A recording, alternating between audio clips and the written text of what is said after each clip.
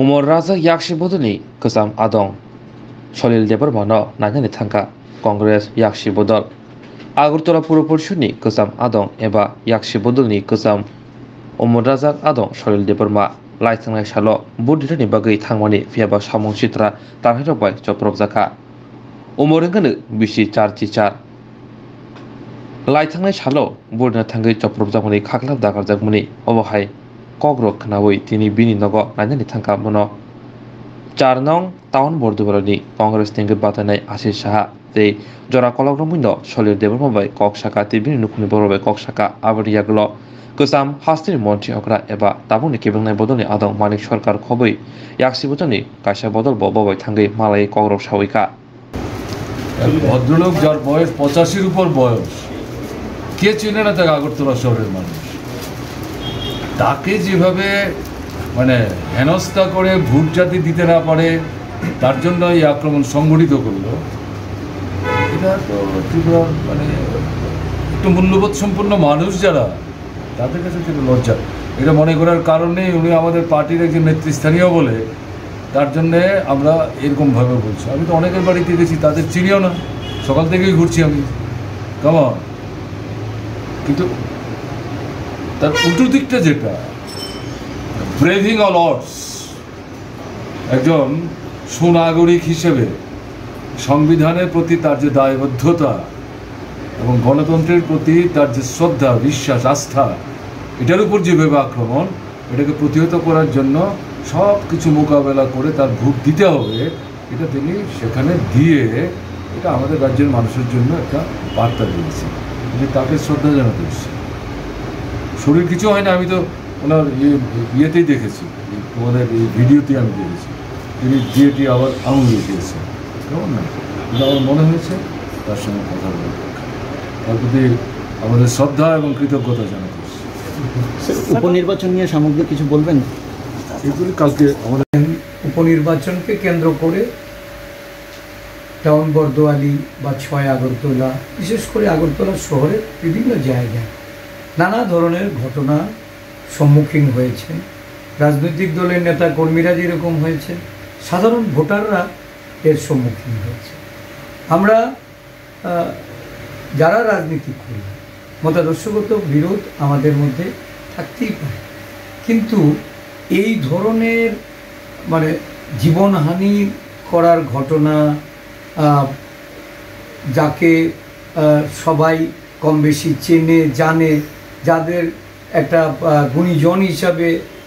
এই রাজ্যে পরিচিতি আছে তাদেরকে যখন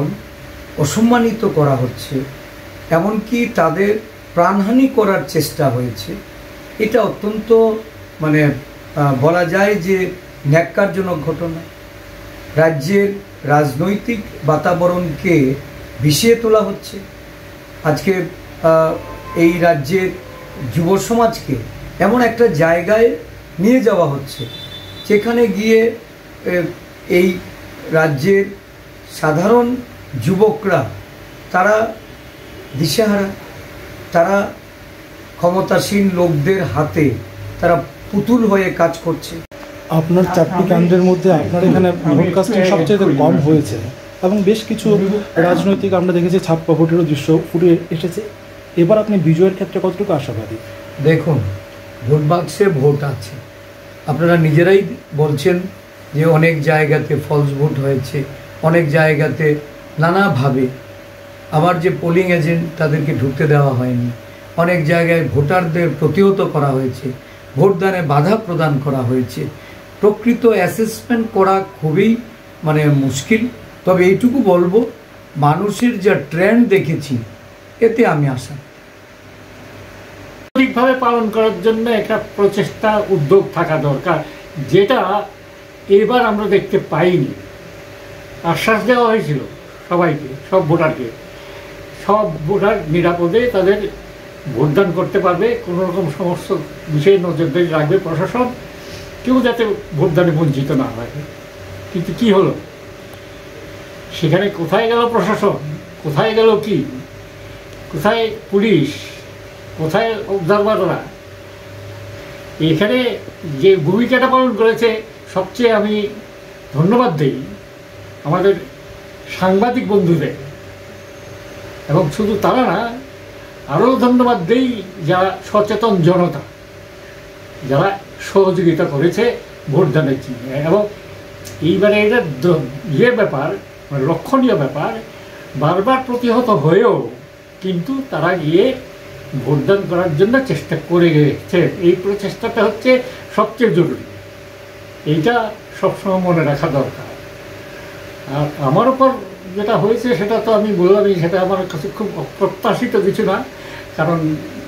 যে ছেলেগুলিকে তারা করেছে,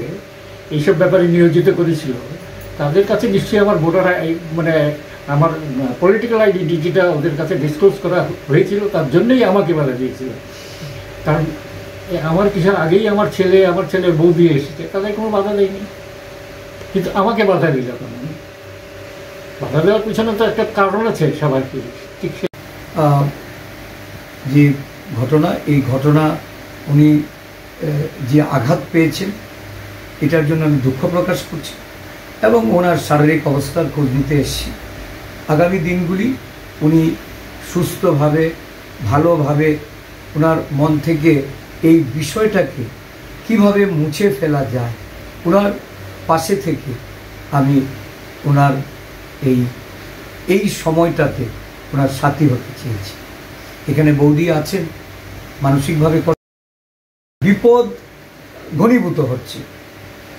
রাজ্যটাকে রাজনৈতিক সন্ত্রাসমুক্ত করার জন্য আমাদের যে প্রচেষ্টা, এটা সবকটা রাজনৈতিক দলকে এটা নিতে হবে এবং আগামী দিন এই ঘটনাগুলি কিভাবে বন্ধ করা যায়, এই ঘটনাগুলি থেকে কিভাবে সাধারণ মানুষকে রিলিফ দেওয়া যায়। আমাদের আরক্ষা প্রশাসন, আমাদের মূল প্রশাসনের দায়িত্ব যে এই বিষয়গুলি কঠোর আইনি ব্যবস্থাপনার মধ্যে দিয়ে এটাকে গ্রহণ করা এবং জননিরাপত্তাকে সুনিশ্চিত করা। আমি অত্যন্ত দুঃখিত যে সলিল কৃষ্ণদেব বর্মন, যিনি আগরতলা পুর নিগমের পুর পরিষদ থেকে উনি সদস্য ছিলেন এবং একজন সমাজসেবক, একজন সংস্কৃতিবান পুরুষ, এই অঞ্চলের সর্বজন বিদিত উনি একজন জননেতা। এই ধরনের পিতৃতুল্য